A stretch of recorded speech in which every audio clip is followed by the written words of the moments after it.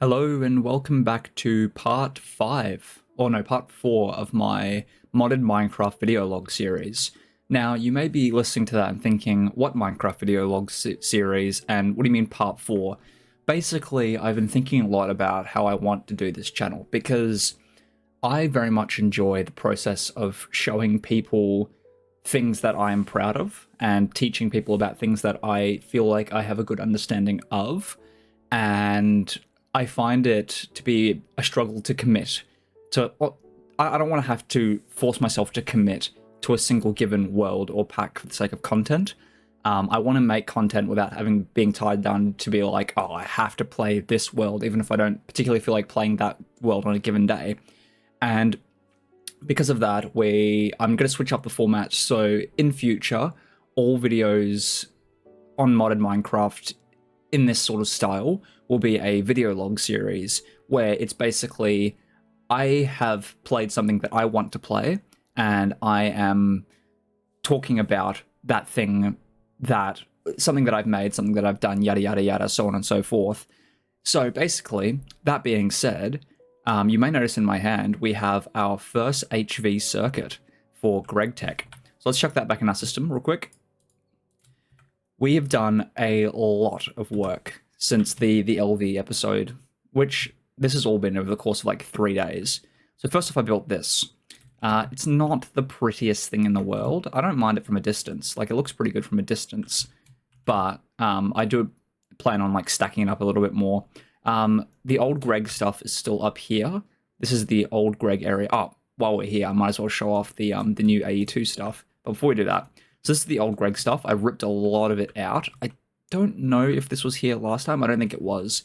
Basically, this was going to be my bulk production area, but then I'm like, I don't feel like just filling up this whole area. I want a bit more organization, because this sort of LV setup here that I had was very much, okay, I need the next machine for a given process. I'll slap it on wherever I can. And it caused me confusion trying to find things like, oh, this is a chemical reactor. Oh, here's the fucking arc furnace. Here's the fucking bender, yada, yada, yada. Where is everything? I don't know. I have to like look, is it here? Is it here? Is it there? Is it there? And I wanted multiple machines for a similar process. And I didn't want to have, like, for example, all my wires being produced in one machine that I couldn't expand outwards to give it that sort of like separation in my brain. So I'm like, okay, build a new area for it. I moved all my storage over here. I probably should mention as well, I cleaned up the ME system a little bit. At the end of the video, I'll slap on a little bit that I recorded of me fixing up this ME controller. I was very tired, so it's not very good content, but basically I've got this a bit more optimized, a bit more efficient. This one's going up there. This one is going over to that area there. And we've got a lot more P2P tunnels. So that's, and then all of the drives that were here are now gone. I've moved them all into 256k drives. So I had a whole fuckload of 1k drives that were all full. Now I've got a bunch of 256k ones, which are less full. And by that less full, I mean not full at all, which is fantastic. This was here last time. Now let's talk about this. This is my AE2 mega processing. This is ideally tileable, so I can just make the same thing again over and over again if I need to scale off my production. Each of these is extended inscribers, each of them with silicon presses or calculation, engineering, and logic. And each of them extended, so about 16 processors can go at the same time. All of them with maxed out acceleration cards. These three are for the printed circuits, I think they're called. The printed circuits, and this one's just for everything else. My crafting CPUs are all moved over here now. All the old ones are gone, as you can see. This one, they each have 16 crafting co-processing units and 8 crafting storages, except for this one, which has 32 co-processing units and 16 crafting storages. So this is for the big recipes, like the multiple million item recipes. Anything else up here in particular I wanted to discuss? I think that's about it for up here. I haven't added anything to either of these setups since the last. Oh, this is my clay line. So this is my passive aluminium, I believe, line. I think it's for aluminium or something else. Sodium and something else. No idea. But either way, I built it because the quest told me to. For context, I'm following this quest right here for the clay line. I have the passive oxygen line still up here for silicon dust, and then I also have another one down here for silicon dioxide, because the silicon dioxide is being separated up there into oxygen and silicon, but I need the silicon dioxide for the EBFs. So let's start with that first. So I'm very proud of these setups. So this is just for vanadium steel. So basically, I've got it all organized in layers, or not layers, in like segments, each of them signposted. So this one's just for processing ores, whichever ore I need at a given time. This one's for assembly, so this is where all my assemblers will go. This is just for bulk resource production. So I need a lot of... I have a bottleneck. Here's how I solve that bottleneck. So, like, for example, these are just for liquid rubber. These four are just for rubber sheets, rubber ingots, and raw rubber pulp. And then... So yeah, that's what I have over here. And then I've got a few other miscellaneous machines just for other things that I need. I've also got them all with signs, so I know which thing is where. I do need to set up a dedicated area for my lathes, however, which I haven't got around to yet. Yeah, over here is... Okay, I need ore, like a specific type of dust for a given recipe. So for, I think the system's for... This one's for making vanadium dust. This one's for making chromium dust. This is for the emerald and rubies for the laser engravers. And then this one's here for getting mica dust, which I need for something. I think it's something to do with the EBFs over there. Here's my wire production. So these four are for setting number 1. These ones are for number 2, 4, and 8. I've got... These ones are the ones that get the most use, so I've got an extra 2 on here.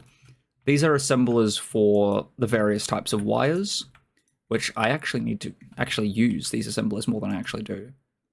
Why do I have red alloy? Red alloy. Don't I already have... Oh wait, no, these are assemblers, these are packers, because the red alloy... The only way to get the red alloy cable is with the packer recipe, or you need, I think, what is it called? Liquid silicon rubber or styrene butadiene rubber. Or, oh, you can do it with liquid rubber. Are you serious? I swear this recipe wasn't here before.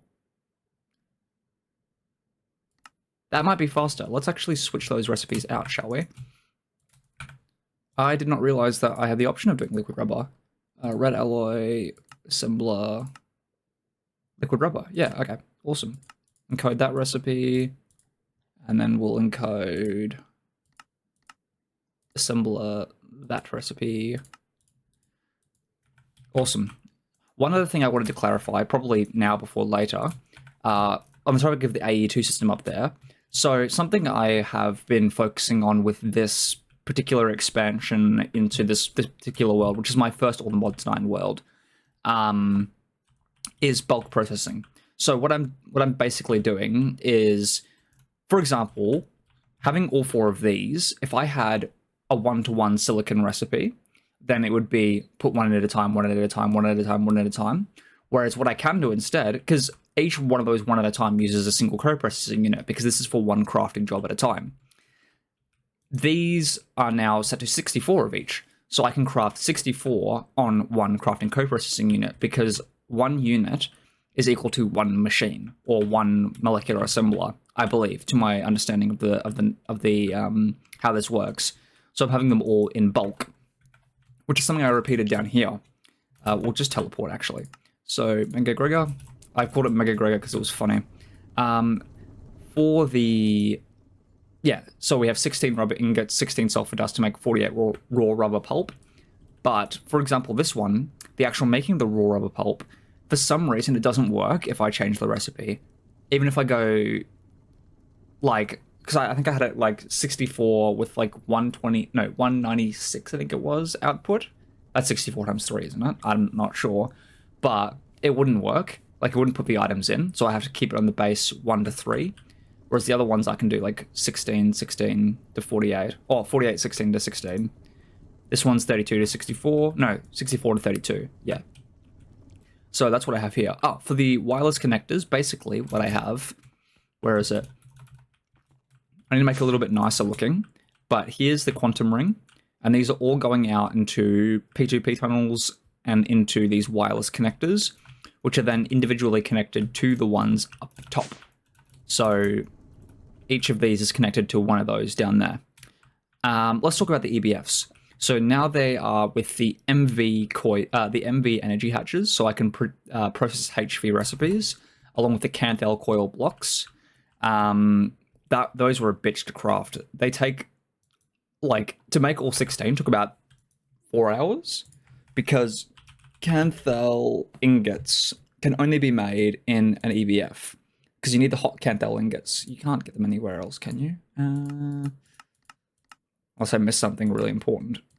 By the looks of things, I did not. So yeah, you need the EBF for the hot Canthal ingots. Now, I didn't have access to nitrogen gas, so I had the cupronickel coils, and it was on, I think it was after I switched to MV energy hatches. I think. It must have been, because I think you need vanadium steel to make the MV energy hatches. But yeah, one Canthal dust. So one hot Canthal ingot takes 45 seconds. Times that by the 200 or 300 you need for the coils, and that comes up to about 3 or 4 hours. So I just left this running overnight. But now that they're done, I've got Canthal coils all around. Now, how I automate the EBFs is using subnetworks. Now, I've discussed these in the past, but let me go into a bit more detail. So basically what this is this is my main network. This connects up to here, which connects up to there. Now, if you look here, there's a pattern provider on an ME interface, and then a quartz fiber attaching to this cable. So this network is completely separate from the main network, as you can see. These two are connected up to the main net. These are the output buses, so there's outputs into the main network. But as you can see, the actual drive and all the stuff is completely on its own network. And how it works is, I have this terminal so I can see what's inside if I need to. And the pattern provider places the items into the ME interface. That goes into this ME drive. And then from the ME drive, I have an export bus set to pull a given item into this EBF. So this one's just for hot silicon ingots, I think. So the silicon dust and the gallium arsenide dust go into this input bus, crafted, yada, yada, yada, pumped out the back and out into the system. So that's how this works. Is the reason I did it for this system was just so, well, it wasn't necessary for this system, but it's very much necessary for this system, because some of the recipes in here require oxygen gas and some of them don't. And by that I mean one of them requires oxygen gas. And I just didn't want to have this filled up with oxygen gas all the time, because then that EBF can only be used for oxygen gas recipes. Whereas now, I request gallium arsenide or arsenic trioxide. The cobalt dust and the oxygen gas goes into this super storage cell, which is then pumped out of the super storage cell into these input buses here. And then the recipe is completed and it's pumped back out into these ME interfaces and back into the main system. Because as you can see, this is connected up to the main system and not to this subnet right here.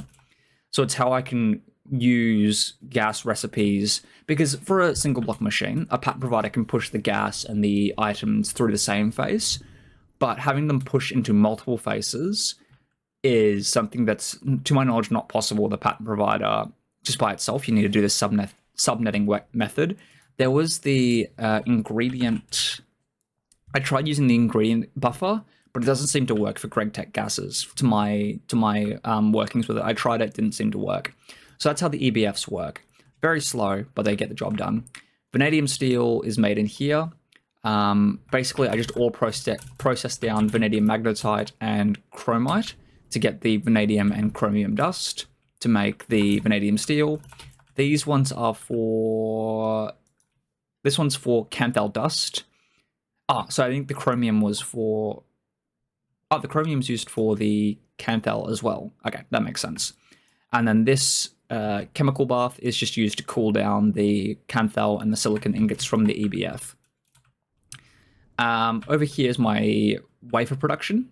So I've got these laser engravers. I used the lathe plate recipe for the lenses. Ruby lens. So I used this recipe with the ruby plate in the lathe to get the ruby lens, as opposed to the exquisite ruby. No idea if it's faster or not. Oh, it is faster, actually. It's significantly faster. Wait, actually.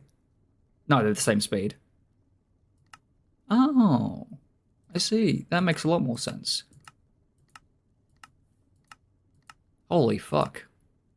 I don't know when it's so high. Jesus Christ. Okay, whatever. That's neither here nor there. So yeah, I had the lathe over there to use for that. I've also got... Wait. Oh yeah, and then the actual laser lenses go into here. And then the monocrystalline silicon ball, that is in this one specifically, because this one has to be on circuit setting 2.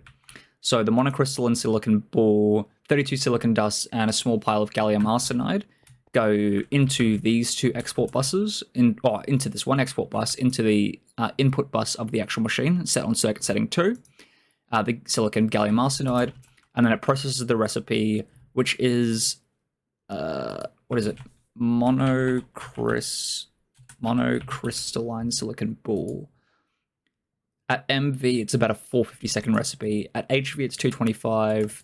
It doesn't get much faster, or it does get much faster, but we aren't at the point where we can make the next tier of coils yet. So at MV, it's 450 seconds, but a monocrystalline silicon ball makes 16 silicon wafers. So I'm not entirely sure how much we'll have to scale this up. I imagine there'll be the next tier of coils in HV, perhaps, or not. I guess I have to figure out the next tier of coils myself. That's frustrating. Does it have it in here? EV? No. Okay, so we're gonna... Oh, there we go. Nichrome coils. Stainless steel... What does nichrome require?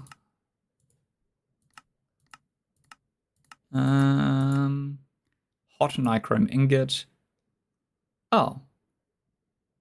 So I'm going to need to start automating nitrogen gas to get it at a reasonable speed. Which means I need to electrolyze I have to electrolyze something.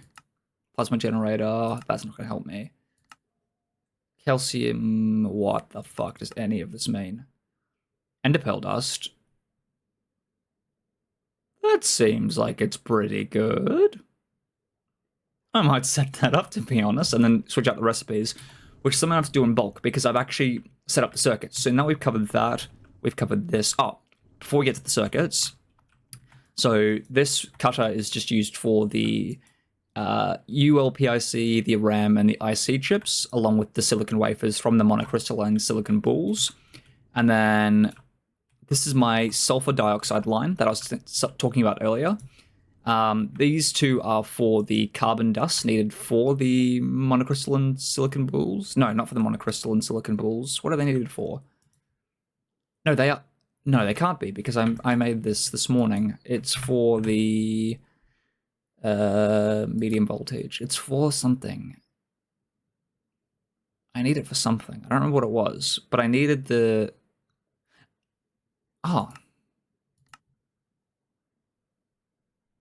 to the hot silicon. Okay, that makes sense. So yeah, this is to make the silicon dioxide and the carbon dust needed for the hot silicon ingots. This setup here is just for this last section right here. It's funny because this all took me probably 1 or 2 hours. This all probably took me 1 or 2 hours. Or probably more than that even. Like this, getting from like here, working my way through all this took me about all day yesterday. So bar this segment and like this segment here and this segment right here, the rest of it took me about 13, 14 hours, I think. Because I got on about 10, 11ish in the morning and played till about midnight because it was my day off and I just wanted to relax because it's been a fucking shit week, but that's besides the point. So I just sat down and like knocked all this out, and I'm glad I like fully committed to it. Part of it was also the finishing off of building this, and then also the moving everything from there to here and managing all the recipes, yada, yada, yada. But yeah, it took me a long time to set up, but this whole process right here took me 20 minutes. It was very simple to set up, thankfully, because I already had all the infrastructure in place already from the rest of the shit. That just powering through this was fine. And then after that, we've got the circuit assemblers over here. So I'm going to make an advanced circuit assembler. I might queue that up now. Let's see how fast it is. It's not going to be fast, but it's going to be faster. So now that we have that, switch you out. And we're going to switch you out for that. No, we don't want that in there. We want it on my Gregtech molecular assemblers. So we're going to grab a circuit assembler. We're going to actually need 3. Which, fair few items, but you'd be shocked how quick that this stuff is going. Quick in comparison. Like, it usually takes about a minute or 2 for all this to be done. I don't know what the fuck is going on with this time right here. It's bugging the fuck out. Steel production I need to fix up because my steel production is lackluster. Like I said, this world was from my first foray into modded Minecraft, so a lot of the systems I have in place are not very efficient. Like, for my steel production, I'm still using the base metallurgic infusers. Not the upgraded ones, the base ones. This has all been taken offline as well. I'm actually going to steal all of that. Yeah, I'll use that providers for something else. I don't know what this is for. Patrick Star. I have no idea. What's in here? Again, no idea. I will say though, that does remind me of looking at that particular thing right there. So for certain recipes in my unobtainium furnace back in the Star Destroyer, I've also set them to be in bulk as well. So for example, glass I have in batches of 64 now, instead of just 1 by 1. Because it's the only way that I can put items in fast enough that they can be smelted. Because the biggest weight is just the in-out times, because it takes time for the items to come in and then go out, because they're smelted in a tick. So they're smelted pretty much instantaneously. So that's why that's the way it is.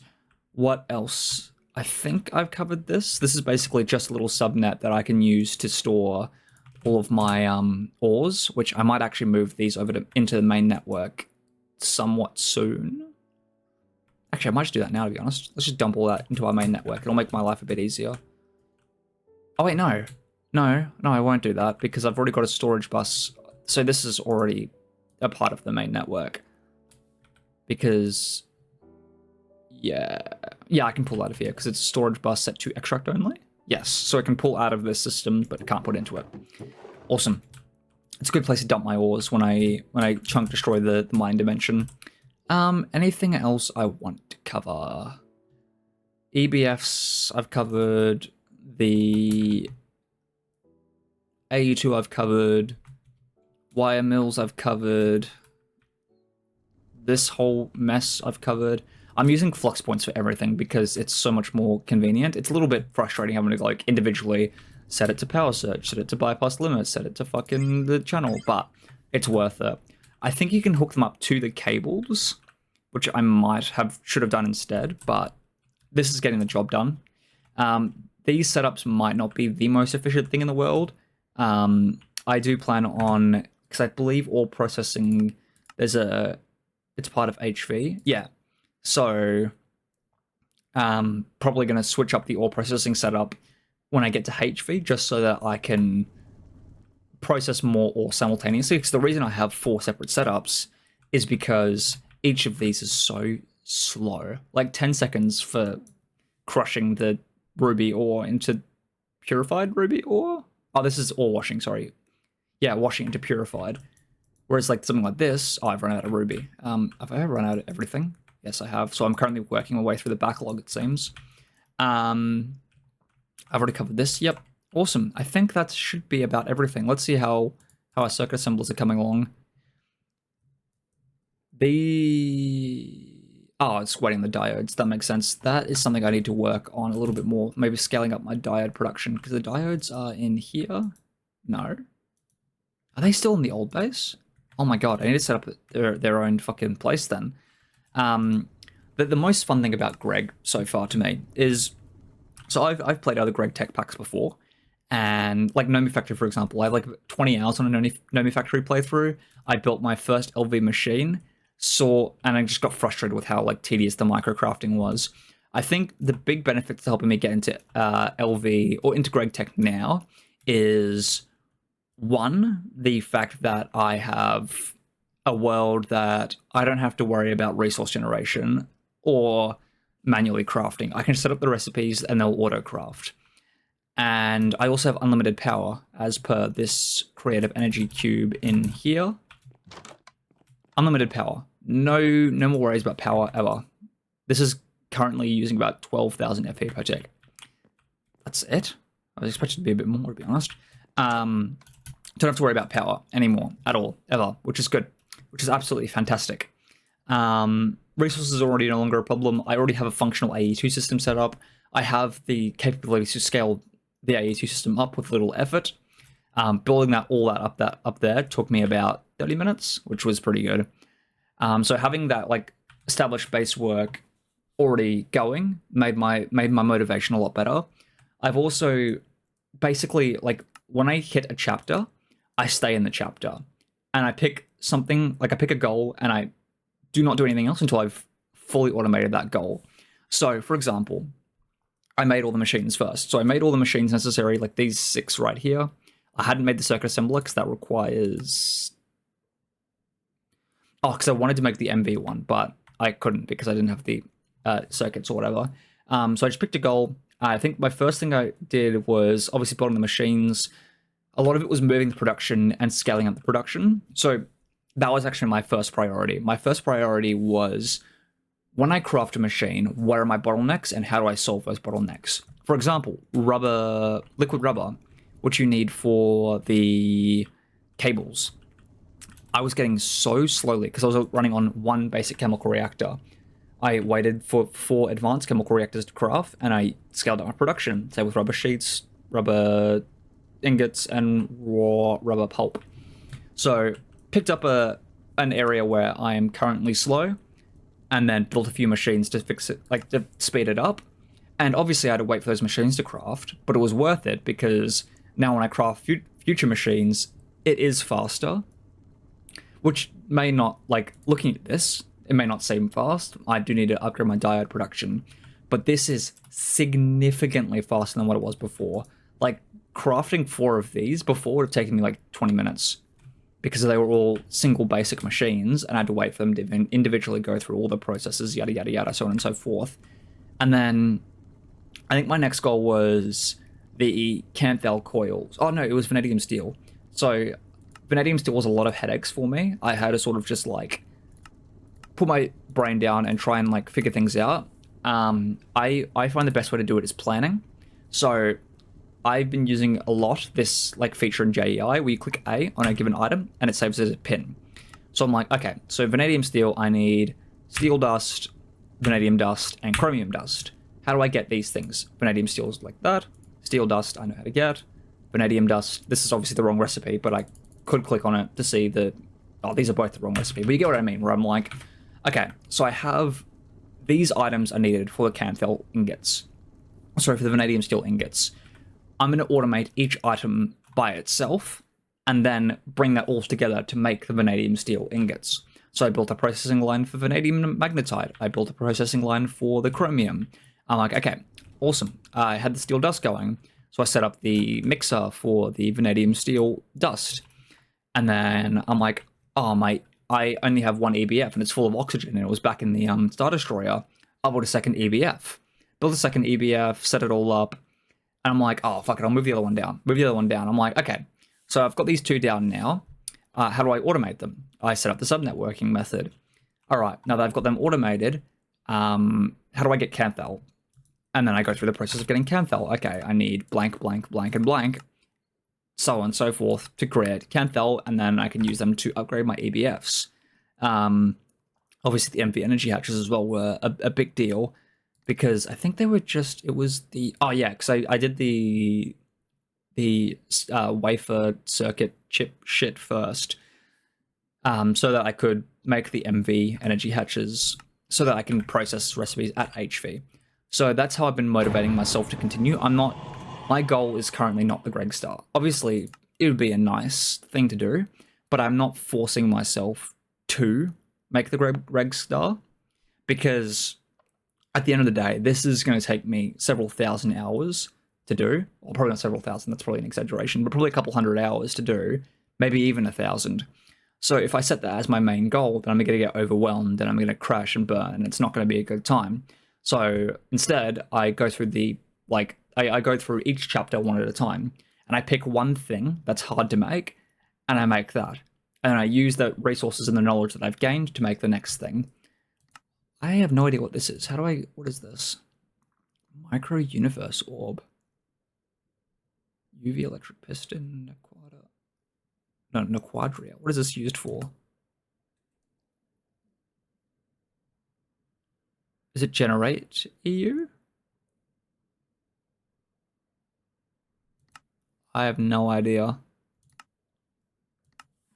Either way, goal isn't Micro Universe, goal isn't the Greg Star right now. Currently, it's just LV, HV, or MV. Where is it? MV. Yeah. So my goal was literally just, okay, I need to make this, for example. Where was it? Yeah. You get where I'm coming from, where I'm like, oh, I need to make blank thing. How am I going to do that? And then I make that, and then I move on to the next thing. So that's been my method of progression so far. I think I've covered everything. There's still a lot of work to do on the base. This fucking...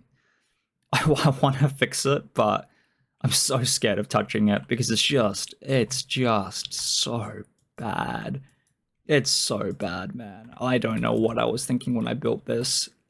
Granted, I didn't know what I was doing, but even still, it was bad. It is still bad, and I definitely need to fix it. But anyway, I hope you enjoyed this shift in format on the approach to making modded Minecraft videos. If you did enjoy, feel free to subscribe to the channel. If you have any questions, or in future videos you want me to go into a bit more detail explaining individual processes and production lines, if you guys wanted, I would happily make like a 3-hour video where I discussed how I automated everything in this particular setup that I have here. Like I would happily do that. That sounds like a lot of fun. So yeah, let me know what you guys think. I'll place the little clip of me fixing up the ME system at the end. Anyway, have a good one. Enjoy the rest of the video. Bye-bye. Alright, goal is to fix up this ME controller a little bit and sort of unclutter our system.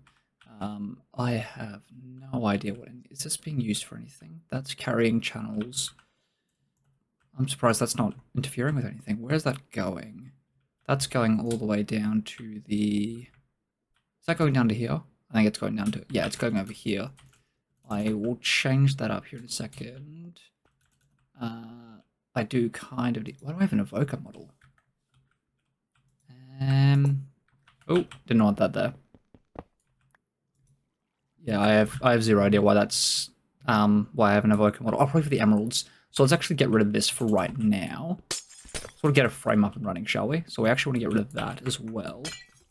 Oh, I've already running the cable over there, so I might as well go like this, and then sort of like that. What is breaking? Let's get rid of you. It might be because we need a cable anchor. Yeah, we do need cable anchors. So, oh, fuck, I don't have any on me. Shit. Okay, let's quickly just remove 1, 2... Oh, that fixed it. All right, we need a cable anchor. Cable anchor. Once my system's booted up again. There we go. Let's make a few more. And ideally, we should get this looking a bit less terrifying in the near future. We actually want this as well. And we're going to make the controller go around to here. And then just run it around to... Oh, wait, we want it to go like that. I'm not going to move the controller because I've already gone through all this effort to set it up. We also are going to want to move... So we're going to flick a cable anchor there. And then ideally, we want to extend this out to here, that out to there. Awesome. Okay. And then we can sort of just create an area for P2P here. So we'll just have it like sort of go like this. Just make a cube for the time being. Oh, I've done this wrong, haven't I?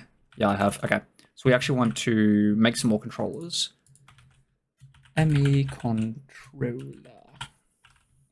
Let's make like 30.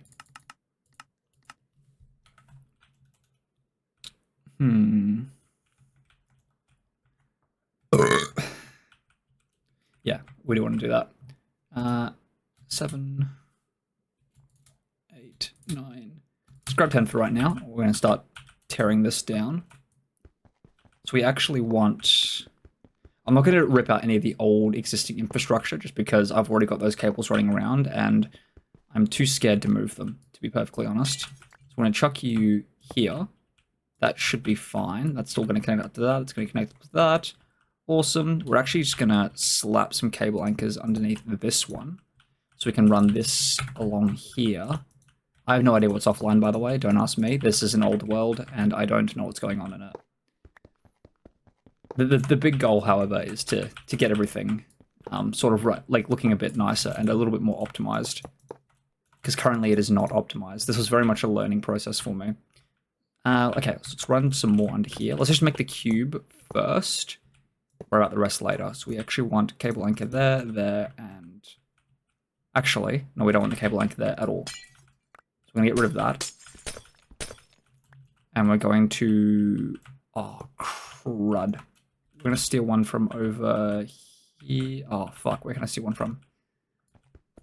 Oh, wait. I'll wait for the system to boot up and grab them out of the system. Yeah, there we go. And we'll slap those along here. Alright. And then we want to sort of go up to the top. We'll go the full 7x7 just for the sake of it. I think it looks cool. Awesome. Okay. So this is our main P2P line. So ideally we want any future P2P tunnels to be going into this one. So let's figure out exactly how we're going to go about doing that. So I'm thinking, how are we going to do this? So I want to maximize controller space. This one's already being covered. Ah, fuck. This corner one's being covered on all three sides. That's a bit of an issue. Wait, is it an issue? What if we went like that, that, that, that, and that, and we're going to slap a cable anchor there. And then ideally, we should be able to slap P2P tunnels along there. So let's grab P2P. I'll wait for our system to load up. Yeah, very much a different, a change up in how we're approaching this episode. I'm not sure how I'm going to approach it, but I like the whole process of sort of fixing up what it is that's already established and try to make it a little bit more efficient, a little bit less laggy, if you know what I mean. Because, God, this place is laggy. That being said, though, looking back at it, I'm so in love with this world. Like, I think it looks so good. Obviously, the building quality is not the best, but that's not really what's important here. It's more that the memories associated with it, because building all this was so much fucking fun. Alright, P2P tunnels. We want 1, 2, 3, 4, 5, 6, 7, 8. And then we're going to run a smart cable. Oh, actually, we're going to need a quartz fiber first. So we're going to grab a quartz fiber. Quartz fiber. Craft one of those. That'll take a few seconds to craft. Awesome. And we're going to slap a quartz fiber on the top. And ideally, we should be able to just run cable down. Not there. That's going to break our system. We're going to run the cable down into this. And ideally, that should carry the channels along into the ME quantum ring. But it also means I can take the channels elsewhere because they're a part of the system now. Oh, but they're all on this main cable, and that main cable doesn't go over to where I want the new Gregtech. I'm putting more Gregtech stuff here, by the way. Haven't formulated a design exactly of what I want to do, but that's sort of where we're going to slap Gregtech when we get a bit more into it, for like MV and stuff like that. But for the time being, we need to figure out what we're going to do with this whole situation we've got going on right here. I might just keep these P2P tunnels for up there, to be honest. because I can't use these PGP tunnels unless it's off of this cable. This is terribly designed, by the way. What the fuck? We actually don't need this. We also don't need... Let's just quickly go like that. And I'm going to slap a quartz fiber on top. Run a piece of cable over. Chuck a cable anchor there and a cable anchor there. And then we're going to delete that, delete that, delete that, delete that, and delete that. Awesome. That should be a bit better. Oh, we need some more ME controllers. Controller. Oh, we need a few more. Let's just grab another 30. We just need 3 for right now. Or also need some more cable anchors. So let's grab that. Cable anchor. Ooh. Cable anchor. There it is. Let's grab 8. And if we slap those along the top of this one here... Nope, that's the wrong thing. We don't want to do that. We want to grab cable anchors. Oh, they're right here. And slap them here and here.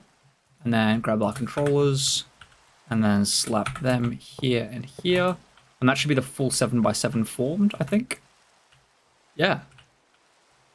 Okay, so it's looking a bit nicer now. That's good. A little bit less ugly. These are all being used. Oh, they're not. 0, 0, 0, and 0. None of these are being used. Wait. Twice online. Carrying 7, 12, 32, 12. Let's actually just get rid of these then, because they're kind of ugly looking. And they're kind of ruining the symmetry of it. And I'm a big fan of my symmetry. So let's quickly... Can I just, like... Oh, I can't. Fuck.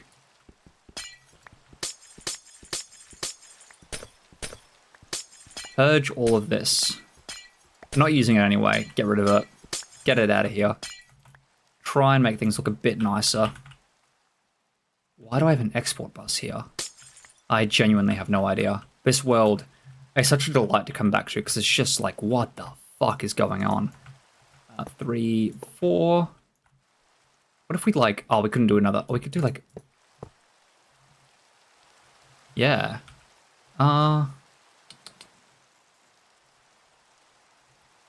Wait, what? Oh, I see. So if we went, like, one... Oh, we would need a cable anchor there. A... Cable anchor there. Oh. And a... Cable anchor there and there. There we go. And then theoretically, if we dropped it down to 4 on here, we could grab more P2P tunnels, of which we'd need... Let's grab like 2 dozen. P2P. Also, a bunch of stuff is offline now. Actually, not that much. I don't even know where it is, to be honest. P2P... No, we don't want controllers, we want P2P.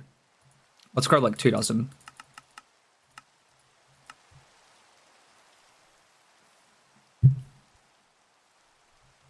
Very slowly grab 2 dozen. So get them in place, shall we? So we'll actually start off on this side first. We actually want to go... Oh, we need... No, there's no point having these. Because it's 8 per.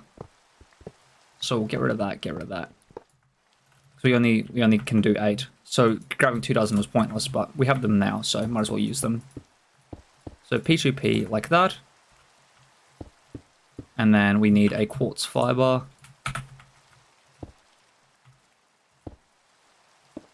Awesome. That is about, how many? 20 channels. So 20 times 32 is what? 600 channels? 600 channels for over there. That's fine. That's all we need, realistically. Okay. So where is all this stuff going? This is very much being used, I'm pretty sure. Yeah, it's going down there. We can't get rid of that. What's this being used for? 11 of 32. That's going down into here. Where is that going? That's going down into... through there, across here, down into here. What's underground? Where is this going? Oh, I think this is going outside. This is going out to where our mechanism stuff is, my ore processing factory.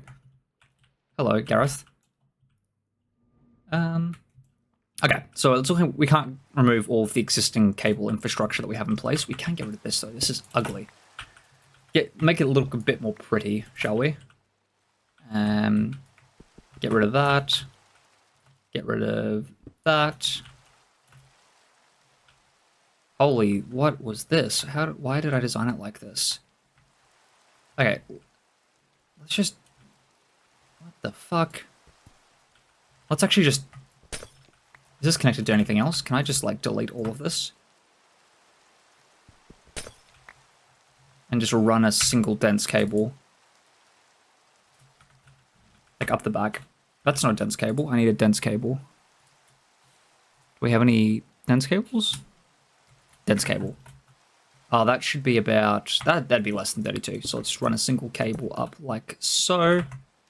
That should get those back online with a little bit less issues. I don't know why I have so many cables going along here. Where the fuck is this going? This is going into there. We kind of need that online for the time being. I don't know why it looks like that. That's very odd. This is my problem child. This I've been dreading trying to fix. I'm probably going to do that by myself off camera. This is going down to there. We actually don't need this anymore. I don't care about that extra that much. So let's actually... Can we get rid of this without destroying anything else? Yes. Awesome. That clears up some ugliness. This is one channel on it. Where is this going? What the fuck?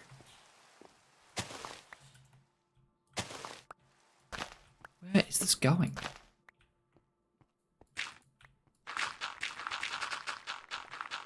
It's got one thing that's doing. I have no idea what that thing is.